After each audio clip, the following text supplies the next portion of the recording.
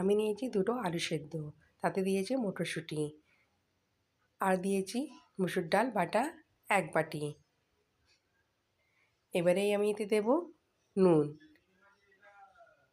দিয়েছি 1/2 চামচ জিরে, ধনে পাতা কুচি,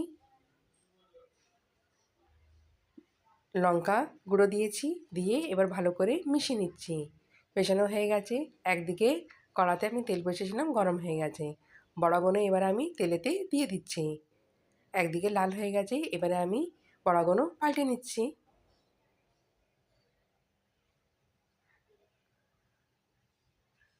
বড়াগুলো সঙ্গে সঙ্গেই ভাজা হয়ে গেছে, দেখুন লাগছে না দারুণ দেখতে? এবার খেতেও দারুণ লাগবে। এবারে আমি বড়াগুলো বার করে নেব। বড়া ভাজা আমার হয়ে গেছে। আপনারা কি এই বড়া ভাজা একবার ট্রাই করবেন নাকি?